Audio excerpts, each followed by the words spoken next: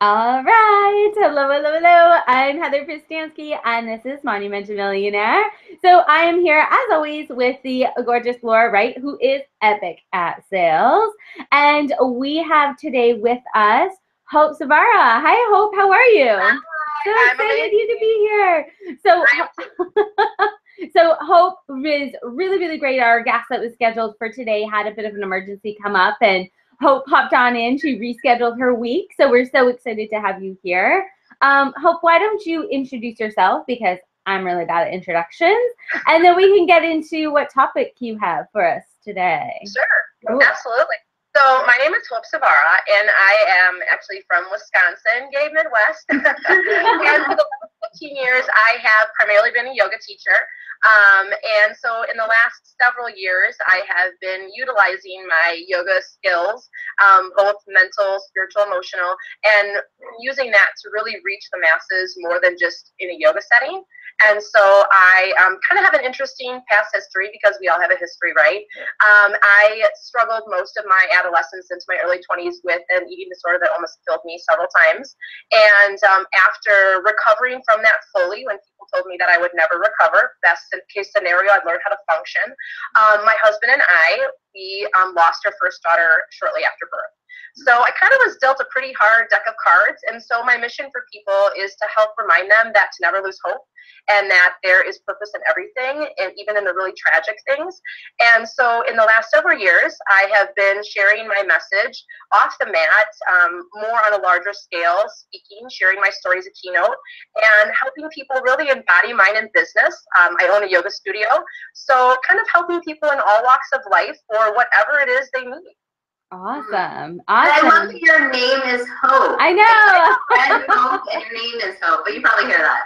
Yeah, no, it's one of those things where you think, okay, if everything happens for a reason. I have 3 sisters, and they have just very regular names. So maybe just kind of a divine blessing, I guess. Awesome. Awesome. So what is the topic that you have for us today? Drop us with our surprise bomb. I thought my first topic would be fun to talk about the law of attraction, and that I think that we attract always exactly what we need for where we are in life, even if it's not how we want it. And I think that that's something that we all know, but for so many people that I work with, not enough people are remembering that in the moment, because we have this idea for how life should happen, and we have everything planned out, who it should give and how it should happen, and then it doesn't, and we think we didn't get what we needed.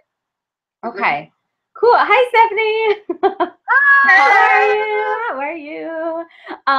Okay, so law of attraction, we attract things into our lives, but sometimes it's not exactly as we had hoped. Sometimes it's not exactly as we had planned. So cool. Awesome. Awesome. All right. Try to turn around so you can actually see me. This is oh, there we go. You have light. You have light. There we go. Stephanie, is this your, is this it's a lobby. Is this your new place? This is my lounge. Oh, I love it. Love it. So exciting. Yeah, it's really nice. It is. Pool tables, kitchen, all kinds of stuff. Right? Awesome. Awesome. So I'm actually going to get an office, because my baby's upstairs, and I'm like, I love you, but you're very distracting. So funny. All right, so let's hop into this. So Laura, I know that you do a lot with, like, the universe and law of attraction work and things like that. So maybe we'll start off with you and kind of get into that. So I think the number one thing to say is, like, how many times have you looked backwards and seen that the thing that was terrible at the time wasn't? And it's hard to keep that presence of mind when stuff is happening. So I know that for a long time I used to say, like, what am I doing wrong that is making this happen to me? Like, because I believe in law of attraction, like energy attracts like energy. So I always looked at myself as, like, what am I doing wrong that's making this bad thing, or what I perceive as bad, happen? And I can't remember exactly who said something to me, but I shifted that around. Pardon me. Instead of seeing, like, what am I doing wrong because I'm having something bad, I just started to see, what do I need to change to get a different result from it? And then just recently I had, like, some of that shit go down that happens when you up level, and suddenly, like, pipes were bursting in our house, like literally like the main drain and the sewage drain, and then like things were flooding. It was very poignant after all of that happened. But when that was all going on, I started backstepping into like, what am I doing wrong, as opposed to what am I trying to be shown here? And one of the things that somebody said to me was, in 5 years, would you look back on this and be like, this is the worst thing? Or would this even matter in 5 years? Like, how soon can you turn around and look back? Funny thing was, as soon as I had that thought, it wasn't instantaneous, but it was pretty damn close. Things shifted, and in fact, like 3 weeks later, I'm laughing how like it was like 14 grand worth of damages in this house. Like you name it, kept happening. I'm like, and then my husband got into a car accident. He's fine, but the car wasn't, and we had to buy a new car. And I'm like, hi. When I stopped seeing it from the perspective of what am I doing wrong, and more of what's this meant, what I realized is, number one, I wanted to bring a lot more money in. So guess what? Universe just opened up a way for me to have to spend a whole lot of more money, so that the next month I would have created that much more each and every month. And that, it's frustrating in the moment, but I think the thing there's a point in here, is when you look at it from what did I do wrong? Why is this happening? Versus what's going on? What am I supposed to see? How do I shift it and stop blaming yourself? Then your energy can shift and stuff can come in a little bit better. I have something to say. Water equals abundance. When I moved back to New York, I had no flooding for like 10 years, and it flooded, like craziness.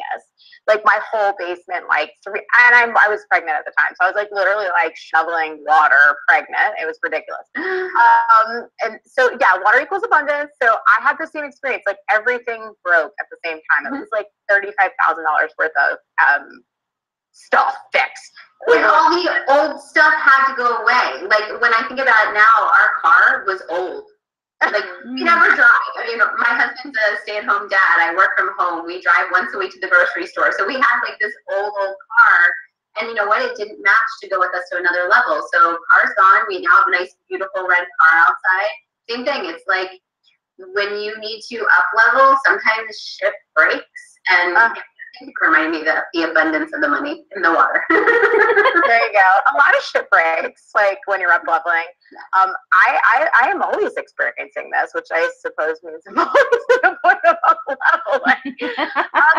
I feel like all these experiences that sometimes when things get uncomfortable, I'm always like forced to look at the lesson within this. Like I always have this tendency to find a silver lining in everything. So I was trying to learn from every experience that I'm faced with in building my business. So it's like, if somebody, let's say I hire somebody on my team and the quality of work isn't necessarily the quality of work that I was looking for. It's like, well, what can I learn from this? Did I ask the right questions? Did I, get a portfolio, recommendations?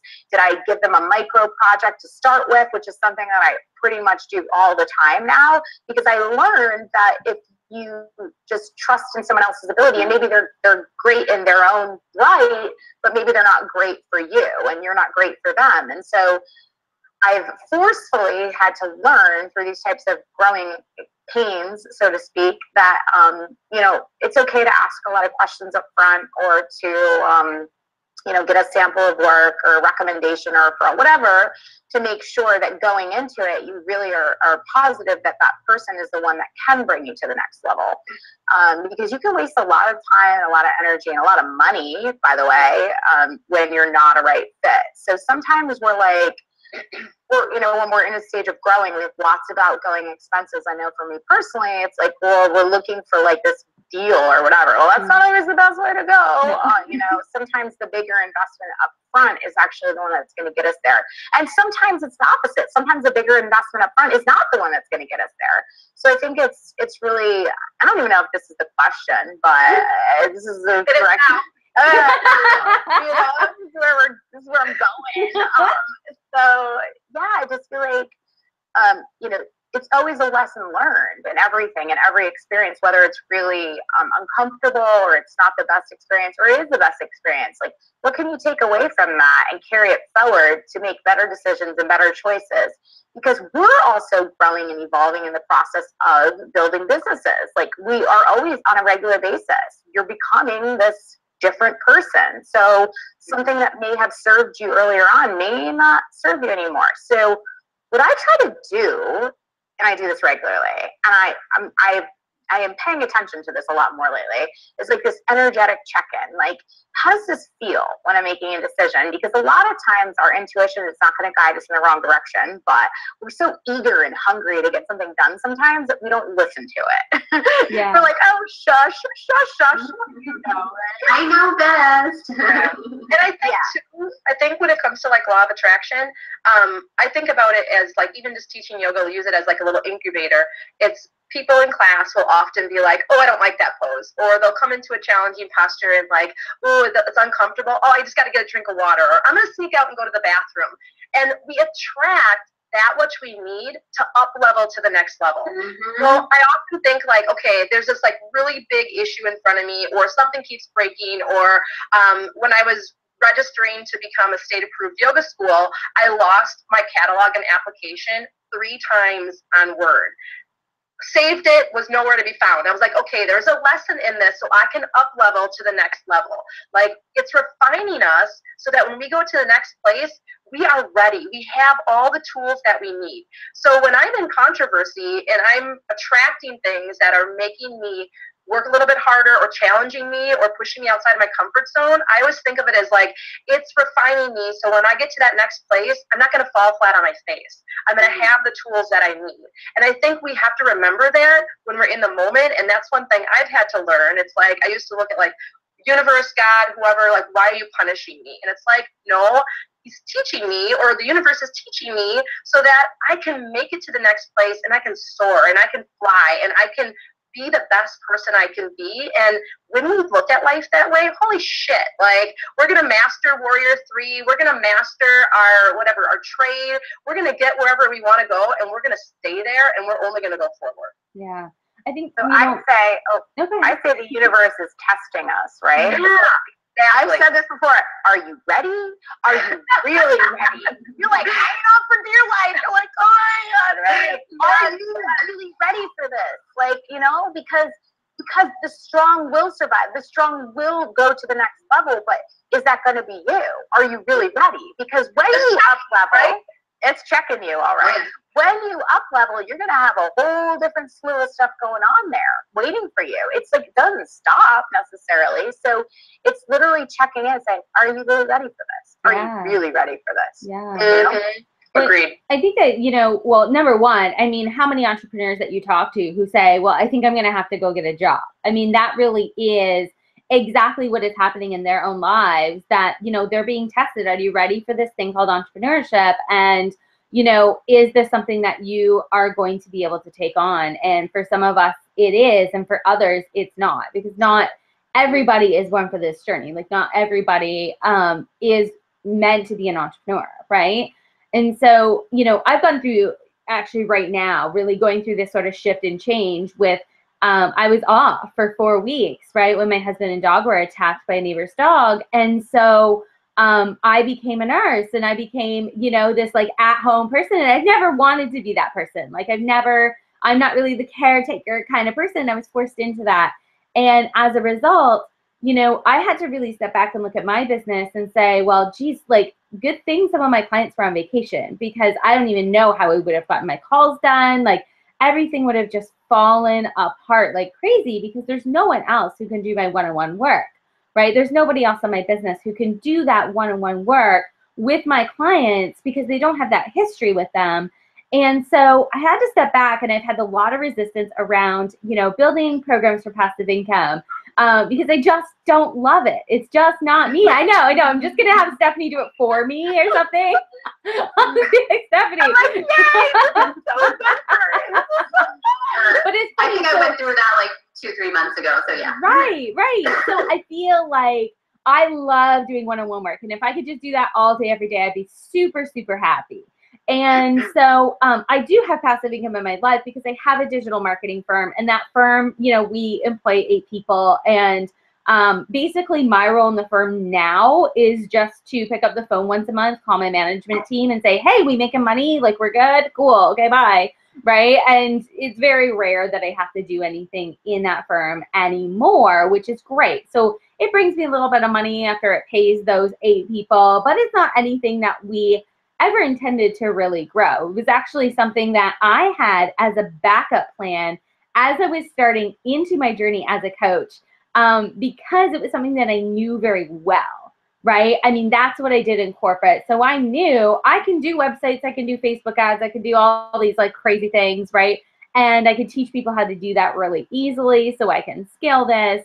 But we, to this day, don't have a Facebook page. We don't have a website even. Like, we have nothing. It was built invitation and referral only. Luckily, that worked out really well, and we have some great client base and things like that. But, you know, really coming back and looking at my business after 4 weeks being off, I was just telling Hope before the call, like, I've been crazy just trying to catch up with everything. And now I'm like launching a program, and I'm like, oh no. And, you know, and I've tried to do this so many times, and we've just been like, not going to launch it, not going to launch it, not going to launch it. Right. And so finally it really forced me to sit down and say, like, what is it that I'm going to align with? What is it that I'm really going to get excited about? And what is this path in this journey for me? Because I need this. I need this in my business and in my life, because if something were to happen again that takes me away from my business for an extended period of time, what's there, right? Like, what happens when I'm not there presently each and every day? So you're totally right. I mean, it kind of really does teach you and shift you in these directions that you felt a lot of resistance against, you know. And I went out and I, you know, enrolled into a program that's all around launching, and like kind of got the whole VIP package with all, you know, all of these things. And I know I've got lunch plans from past coaches. Like, I've got all these things, I've got all these tools in place, but that resistance was there until this happened. So sometimes those bad things, right, have to happen to really force you to shift and to force you to change. And I think timing has a lot to do with things too, because I think we can get things too early in life, where it's kind of like we have to put it on the back burner, but then we maybe wouldn't be able to purchase that or meet that person later on in life, where then we can go, oh yeah, I bought this like 3 years ago. Now I can use this. Where I don't even know why I was buying this. I regretted it, and all of a sudden, or why did I meet that person? You know, however, and he's like, call me anytime. This just happened to me recently. I had lunch with a gentleman last Friday from a church that I go to, and I know what he does for a living. He speaks nationally and works with people on that level, and I'm always like, I don't want to talk to him. I don't want to, like, you know, ask him to like help me or give me some tips. And then finally I was like, shit, like, I need to do this. Like, I know he does this. He doesn't really talk about it, like, you know, when I'm around him or anything. I'm like, hey, will you have lunch with me? Like, this is what I'm trying to do. And I knew he did this. I could have talked to him a million times over the last how many years, but I wasn't ready yet. I wasn't at a place where I was ready yet. And now in the last 6 months to a year, the things that I've been doing have all led me to a place where I could contact him and I would actually be able to do something with the information that he gave me. Yeah, so lo and behold, it's like, holy shit. He's like, man, you got a lot of stuff already that I would normally teach people. Thanks, Stephanie. Already done and ready to go. And so now I'm actually ready to receive his information and his assistance, which a year ago, 2 years ago, 6 months ago, I would have been like, oh my gosh, I suck. I don't have anything that he needs me to have done. I don't know what I'm doing. And I have the tools now. So I think that law of attraction and also getting what we need and remembering that we have that toolbox, like you're saying, to pull from that. We always just expect things to manifest in our lap sometimes, but manifest in a package with a bow. Like, here you go. I think that's the difference between people that make it and people that don't make it too, where are you willing to take whatever you get and not have it in a pre-package? And you may have to package it yourself. Hell, you may have to like make the paper yourself. Do you want to? Like, I've been in that position before. And I think that goes with the law of attraction and the toolbox. Like, you have to be willing. You have to be willing. I love what you just said there, because there's a thing that I do with a lot of my clients to help them make more money when they're doing launches and stuff, is that we get really set on, it has to happen this way, this is what I'm doing. And so one like natural fun little thing that happens is every time you launch or try to fill a program, you attract a lot of people, and some of those people are going to want to buy something different from you. Yeah. And so I always tell my clients to like pay attention that you have other things available, because one of my gals, she was so like dead set everybody was going to come to her. She wanted 10 people to fill this program. They were all going to buy this thing exactly this way. She was so rigid on it. We started talking about being open. The very first person she talked to bought something from her that was worth more than all 10 people joining that program. And if she hadn't been open to it coming in any other format, I think that's the key for attraction is I ask for an end result, not for the way it needs to come to me. So like I tend to set goals like I'm on path for 160 a month every month.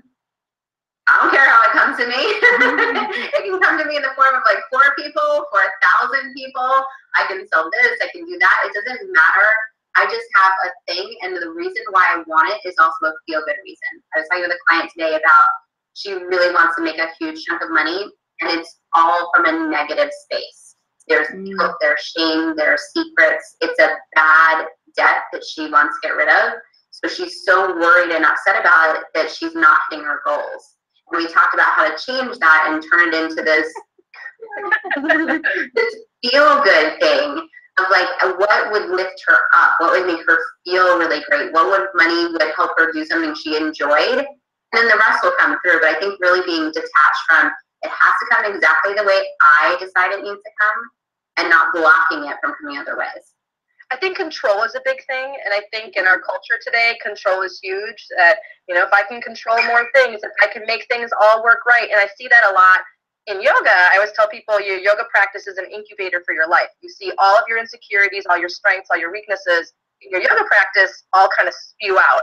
And so where is that control coming from? And is it a learned behavior? Is there fear there? So I think with that law of attraction, we also attract things that help us work on those things as well. So I think, like, I totally agree with what you're doing for clients is that, yeah, you kind of have to open yourself up to, okay, this is what you want. You may not get there the way that you want, but what do you want more? The way that you get there or the end result?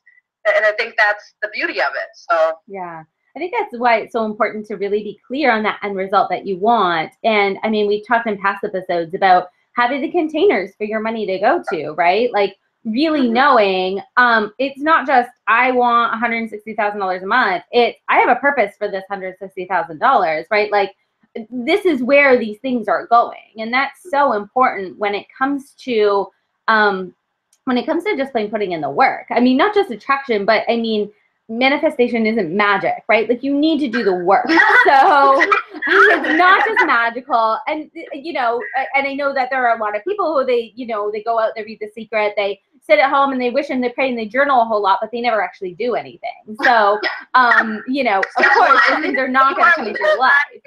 So, right. So, you know, going out and actually doing the work, and it really does give you that purpose. So it gives you that drive, and sitting there and, you know, thinking about it every day and saying, like, this is where this money is going to go. This is where this gift is going to go.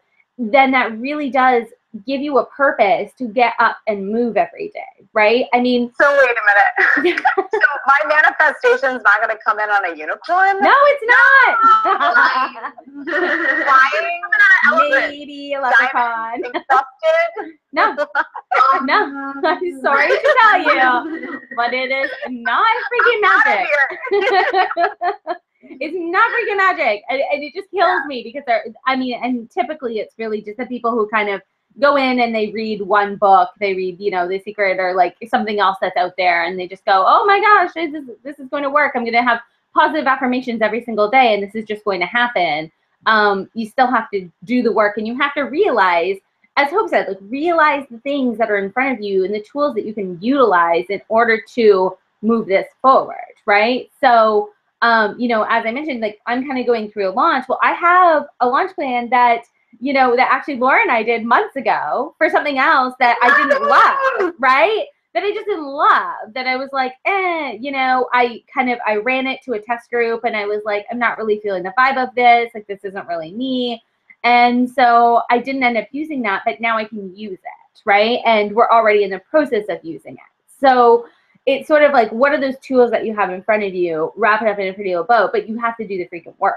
Right. Yeah. So motion fixes just about everything. Yeah. Like if you get yourself running, even if you're not going in the right direction, if you pay attention, you'll get to the right direction. I find that anytime I'm having trouble, it's when I'm not doing, when I'm just stuck thinking. Like, pick the idea and then start. Just doesn't matter if you go the right way. Just start in that general direction. You'll get to where you want to go. Yeah. And then I think it's really important to do those energetic check-ins. Like, yeah. So when you create something, right, maybe you have this whole vision that it's going to look like this, and then it maybe doesn't look anything like that. And you have to be willing to tweak and shift and change to continue to fuel the vision, which is the end result, right? So it might change entirely the way that it looks. The delivery of a particular program might change. The way that you structure it might change. Your level of support might change. It's okay to embrace change. Like, I think I'm like the biggest changer of all. My mother's like, I've never met anyone that loves change as much as you do. Like, and I guess that's one of the, maybe the beautiful characteristics of who I am as a person is I do embrace the change. Like, I come up against it. I know when something is kind of feeling like out of alignment or a little bit uncomfortable, and I'm like, what is it really? Like, what am I trying to get out of this? Like, what am I trying to have everybody else get out of this? And is it looking the way that I anticipated, or is there some necessary change that needs to happen in order to run it again, to go at it again, right? And it might be a product that we launch or a program that we launch and it doesn't necessarily turn out like we want it to. It's okay to change, right? It's okay to make another, maybe a freaking U-turn and be like, whoa, actually, you know, I did something a year ago that actually did work really well. And why don't I marry the two into something that I can move forward with? So it never, like the how, right? The how of how we get to the destination will never look, at least in my life, how I ever anticipated it to. And I may certainly get there or come pretty damn close to it, but only because I was willing and open to make the necessary shifts and tweaks when I knew it was time, right? Or maybe before I knew it was time, like energetically having that check-in and really listening to what my intuition is saying about a certain feeling or something. Because like I don't know why we do this, but I do this too, or sometimes like we sabotage our own success because we become married to one certain idea for longer than we want to admit. And we then see this pattern of like several weeks of work. We're like, what was that all about? Like, what the hell did I just do? And then you're like, I had this aha moment and you're like, it's time to redirect. It's time to take the side road or the scenic route or like whatever. And get back in the driver's seat and craft and formulate that new plan moving forward of what that's going to look like. So embracing change is a really important piece of the puzzle because if we're constantly up against it, which we always will be as business owners, but we're fearful and we're not willing to make shifts or tweaks, it becomes not only a really uncomfortable experience, well, more uncomfortable than typically entrepreneurship is, but probably a lot of really feeling like failed efforts of something. Yeah. So I think too, like you're spot on with that. I think we need to remember, and I think, you know, all of us, we've been working with this a lot, but I think when we're working with clients that this is very new to, two things I always feel like I need to remind myself even, and then remind my students of is, one, it's not black and white. Life is not black and white. There's a lot of gray. And I think we're fed a lot in society that either you're right or you're wrong. It's black or it's white. So when people feel like something fails, they're like, oh shit, that sucks. Now I have to completely scratch that.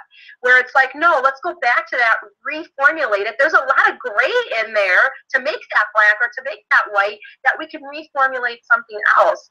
And I think that's such a huge learning lesson for people that they're never a failure. No one's ever a failure. Yeah. It's like, it's a learned belief. We can unlearn that. And that there's really an opportunity to make something out of anything if we choose to. And it all comes back to choice, I think. Like for me, it's, you know, did I want to choose to live or did I not want to choose to live? Do I want to choose to grow my business or do I just want to stay with how it is right now? And that's a choice. And I think we all have a choice. And the reality is, some people just don't want to make that choice, but some people really do. Yeah, yeah. Well, you know, kind of going into and marrying what Stephanie and Hope, what you guys just said, you know, I think as well that sometimes we get addicted to the change as entrepreneurs. I feel like a lot of entrepreneurs enjoy the change and they enjoy the challenge. And it's not necessarily just change, but it's the challenge that comes along with change. Like we are like, almost like self-punishing for challenge, right? And we love it so much and we're just like, oh, like come up to the next challenge, like come up with the next challenge. This is where I want to go. And that's what makes us great entrepreneurs, right? If we didn't have that in us, we just kind of be in that rut. But it's really important as well, as Hope mentioned, to realize that there's no such thing as failure until you give up on something. And so let's say that you're launching a new product or you have something else that's coming up and it doesn't do as well as you had hoped. The thing is, you just tweak it and you freaking do it again, right? So there's this whole concept of launching horizontally, right? Like launching horizontally, it's not just like, oh my gosh, I had a failed launch, so the product sucks and I throw it away and then I start a new one. That's an addiction to change, but it's a really self-sabotaging behavior, right? Like if I were to say back in the beginning of my business, when I'm filling up my one-to-one clients, the stuff that I was doing back then wasn't freaking working. And I could have just said, well, oh, I guess I'm just not a good coach and I guess I'm just not going to do this anymore. And I'm going to find something else to do, or I'm going to start making programs instead. And I'm going to be always chasing the money. Like that really is the issue. We're always chasing the money, right? And we're always choosing that challenge. And we need to take a step back and say, well, how do I just tweak, find little small tweaks along the way and figure this out? And I call it launching horizontally. So it's sort of like, you know, I launch it once, twice, 3 times. And this is what I do with a lot of my clients. We launch something 3 times before we decide whether or not it's a dud. And so that to a lot of people sounds really scary because one launch is just like, whoa, you know, big enough and like kind of crazy, especially for somebody who's never done it before, right? Like people get really freaked out by this notion. It doesn't have to be as big and crazy and scary as you think that it needs to be, right? But making sure that we're measuring everything, like literally everything that's in there to know where it fell apart. Right? Like I had a new opt-in that went up yesterday and I was like, why isn't this freaking thing converting? All of my ads leading up to this have been converting. And I look back and I'm like, oh my gosh, it's because my welcome mat keeps popping down. So they're opting into a different opt-in, which is not where I wanted them to go.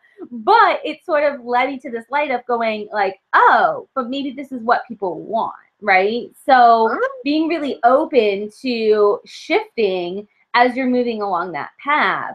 And saying and changing in the moment and being okay with that, but only if it's not self-destructive, right? Like only if it doesn't come from that negative place, like, oh shit, this isn't working, I need to change it.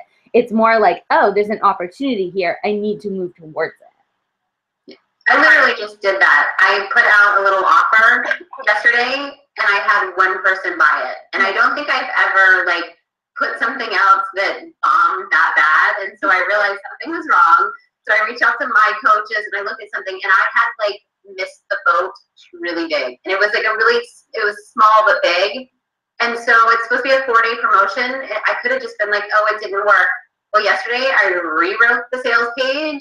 This morning my amazing assistant is already redoing it and we're going to put it back out. And my thought is I'd rather attempt to fix while I'm in the midst than go through the whole thing and then be like, well, that didn't work. Yeah. So like, who cares? It really, I think the other thing is, in a good way, this whole thing is all an experiment. I think we all tend to get into this. Life is an experiment. Yeah. It's going to work. It has to work. It's proven. Like, I even say proven systems, and sometimes I'm like, I need to be careful with that because it is all an experiment. We're going to try something out. And so try something different. They're not the last person that's going to buy from you or the only thing you'll ever sell or the only anything you want to call it. Just keep trying. Yeah. I love this conversation. Like pitching my hands over here because I no, here we go. Love testing. I love data. I love testing. I love numbers. Even when shit tanks, I love it. And it's like, because when I can look at it and I can say, well, this is where the disconnect was, then I know exactly how to fix it. And it's like, whoa, then you could take a page where you're like, I was feeling really crappy about that. It was only like 10% conversion. And you get it to a 60 and then you multiply your outcome by 6. Now you're like the star of the show. And like, oh my God, this is amazing. So I always like, I love this. Like the first time we do something, it like never turns out how we want it to anyway, right? So you don't give up. You just tweak it a little bit and you get meaningful feedback and maybe you survey the users or you really take a look and say, well, what piece of it didn't really support me, or, you know, what piece of it wasn't really working out like I wanted it to? Where did that go? And then from there, I can learn from that, and then I can apply that to the next step where it can be better the next time and better the next time. And it might completely evolve into something entirely different by the third time that it happens, or the fifth time, or whatever. But like, oh my God, in the process of doing that, it was so gratifying to see the growth.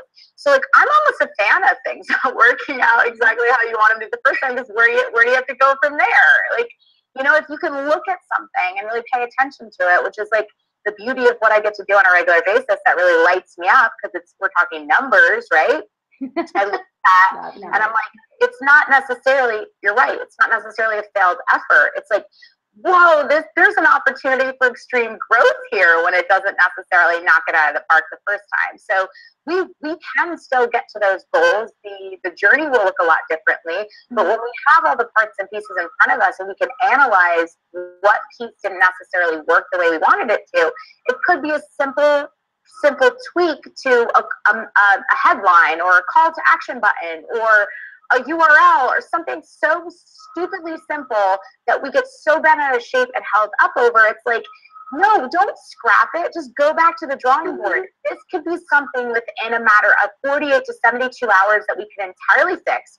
Maybe you change the image on a page. And I've had this happen where the page is converting super low, not super low, but 25%. And I changed the image and they started converting at 49%.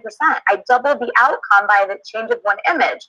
So you guys, like, when you put everything into something and it doesn't necessarily turn out how you want it to, do not give up. Go back to the drawing board and look where the disconnect is taking place. Is it the first point of entry into your opt-in? Is it the next series that leads them into the next conversation? Was it the training? Didn't have good attendance? Was it the time of the day of the training? You know, did your emails not get opened? Like, where was the disconnect? And start there, and then work around it, and you can have like ridiculous impact and changes by doing those smallest little things. You know, you already put in all the work, essentially, right? What is it going to take you to change an image on a page? Not very much, you know? So I think there's just so much to be said about that, because we have this tendency as humans, especially in the online world, because it's a lot of perception is the new reality, right? It's like $1 million launches and this and that. And it's like, we really don't know what's happening behind the scenes. We really don't know if 30% of those clients never paid. Like, there's so much that's going on, so don't take it personally. Stay in your lane, focus on your zone of genius, focus on serving the people that need you the most, and be willing to make those little tiny changes to really warrant the huge results. That's my mic drop, yeah.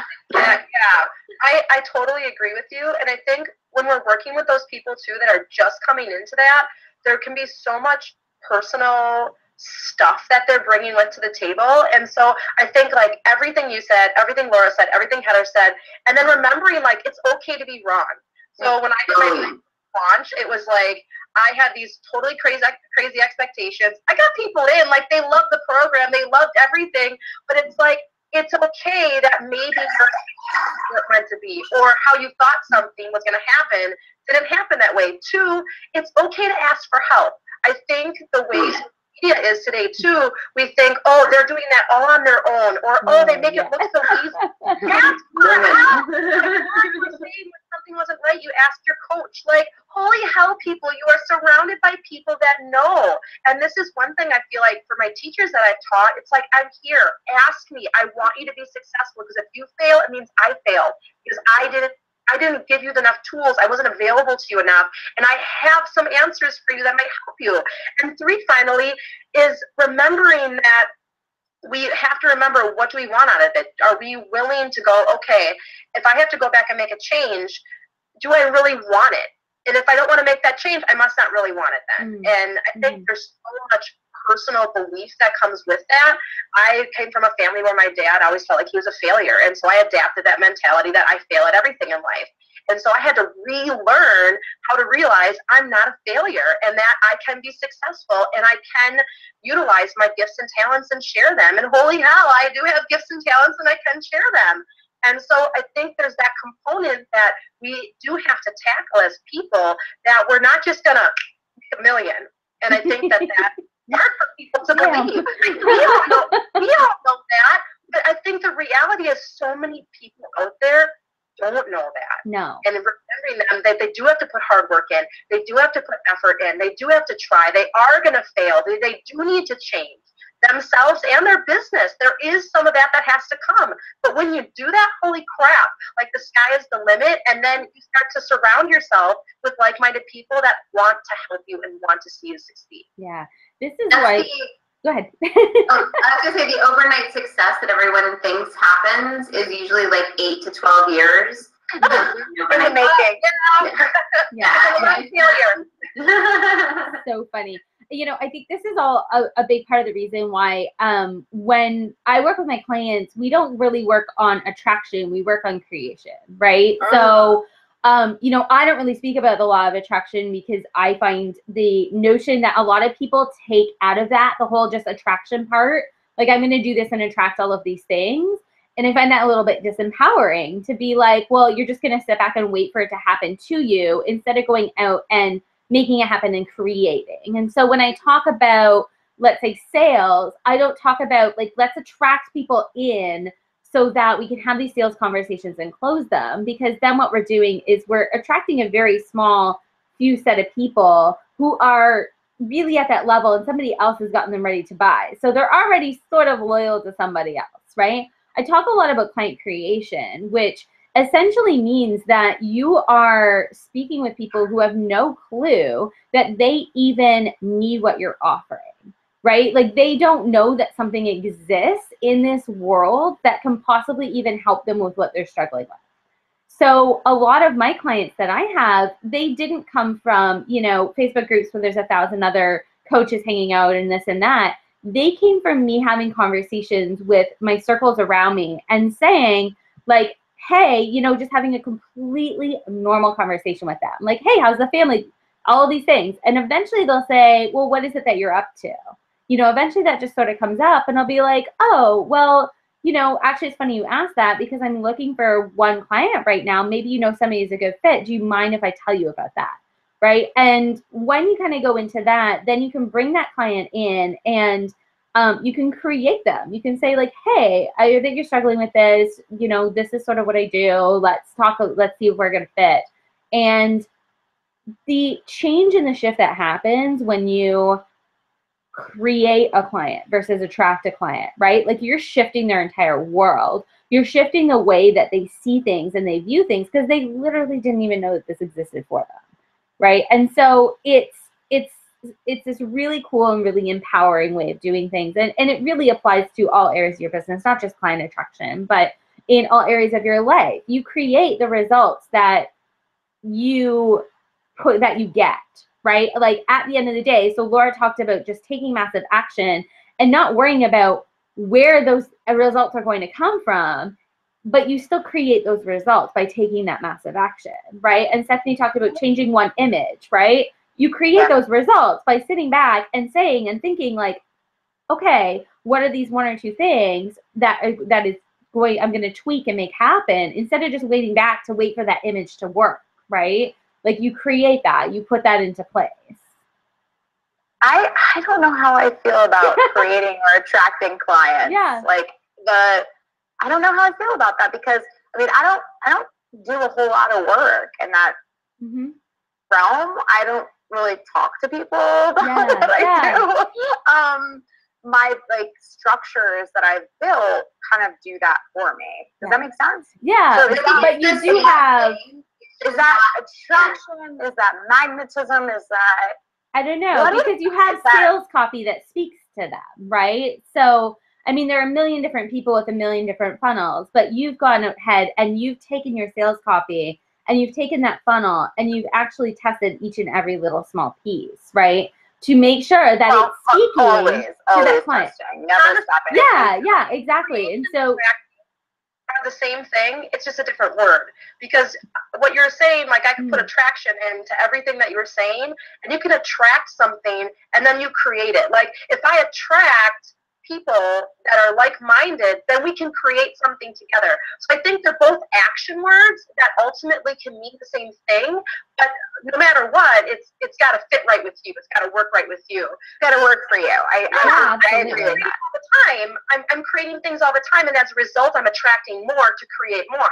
And when I create more, I attract more. So I think they work in tandem. I don't necessarily think that for me, you can just create or just attract. I think you're creating and attracting, and the two work together. I really believe that. Yeah, I can do that. Yeah.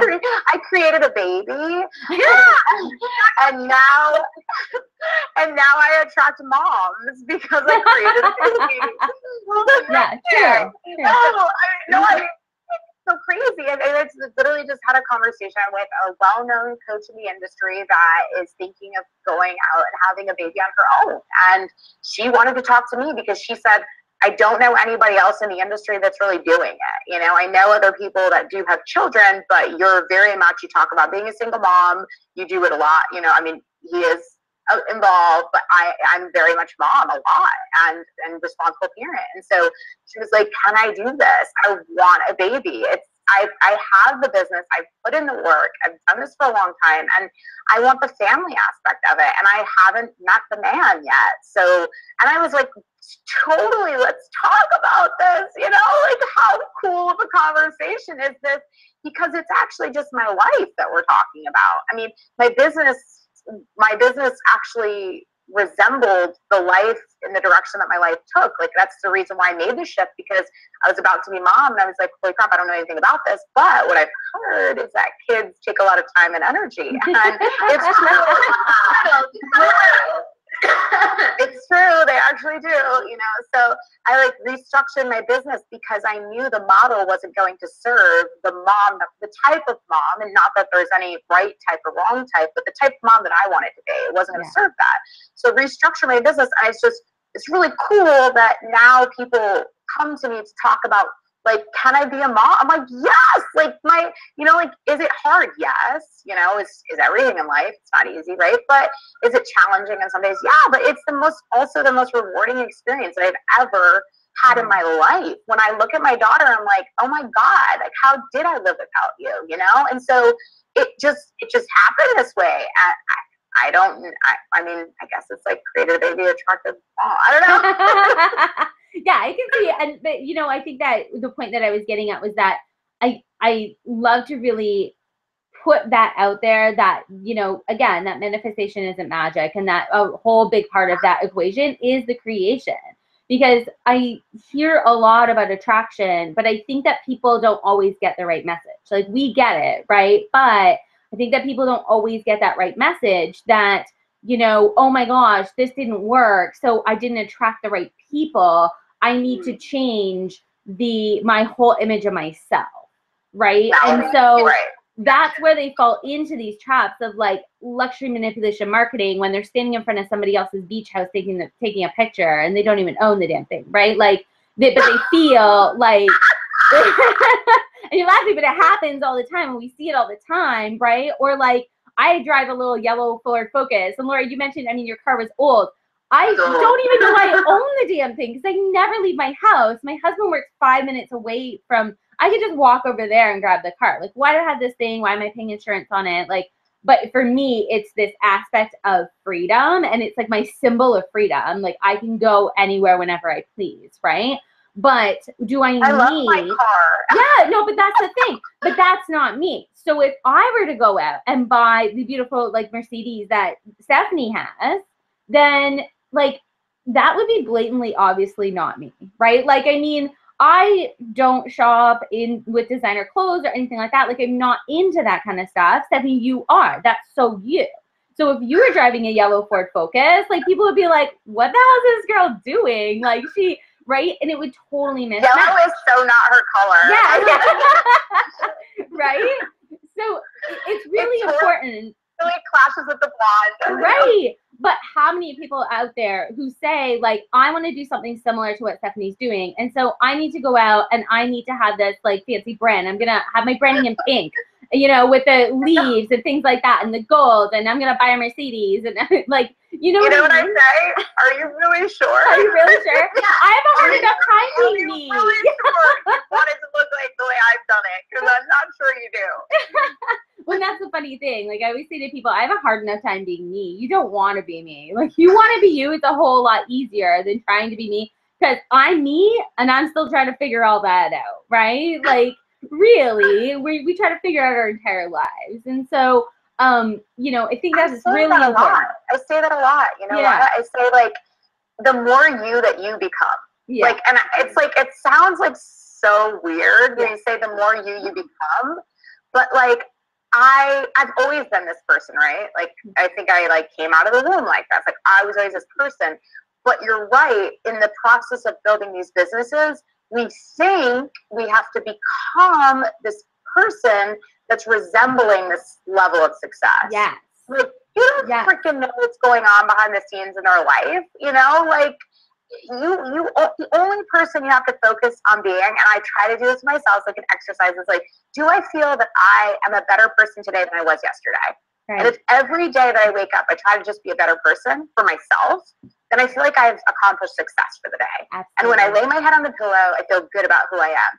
And so like every day it's something that I do, because in my previous business, I did try to, I was still me, but I was like acting as this future self that wasn't necessarily there yet, because I thought that's how you had to act, right? Yeah. It was like, that's a bunch of bullshit. Like when I actually removed the veil and let people into my real life the way it looks, then I built so much more credibility. And the people that did need me the most at that point showed up, because I was being real, I was being authentic, I was being raw, I was talking about things that most people don't want to talk about. And it was like that I had significantly struggled, that I got myself in a bunch of debt. And instead of hiding behind the story, like instead of hiding behind this, I started talking about it. And I talked about it for the simple fact that I thought maybe I can help one person.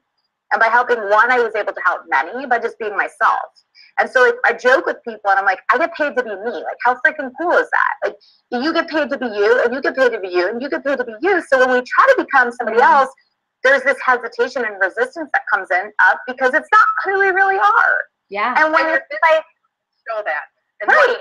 From that shows that. Absolutely. Absolutely. So, and ladies, I'm so sorry to jump in, but I do have to jump, because I got a call. But are we wrapping? If we're not, yes, I was just about to jump into wrap. So we're heading almost noon here, so I think that we need to kind of wrap it up.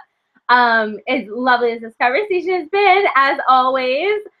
So Hope, why don't you let people know where they can find you if they want to kind of continue the conversation, if they want to learn more about what it is that you do and really get into this, you know, yoga state of mind, and talk to you more about this attraction and things like that. Yeah, absolutely. So I do have a Facebook public figure page. You can find Hope Zvara, and you can check me out. I do a daily dose of hope on my own Facebook page almost every day, where you can listen to topics like this, very off the cuff. Nothing is pre-scripted. I just kind of speak from my heart and whatever the universe kind of gives me. And then we're redoing our website right now, but I do have my other website, hopecorefitness.com, that you can send me a message if you want to work with me one-on-one, or you're looking for someone to inspire the crap out of you. I'm your lady. Awesome. Just really here to help people become the best version of themselves, body, mind, and business, whatever that is, whoever that is. Awesome. So if you guys did join us part of the way through, we do have all of our past episodes at monumentalmillionaire.com, and you can find out about myself and the other two ladies here, about Laura and Stephanie, as well there on the page, be directed into their social media links and their websites as well. So thank you, Hope, so much for joining us, and we'll see you guys next week. Bye. Bye. That was always the tricky part, trying to get out of here without booting everyone off.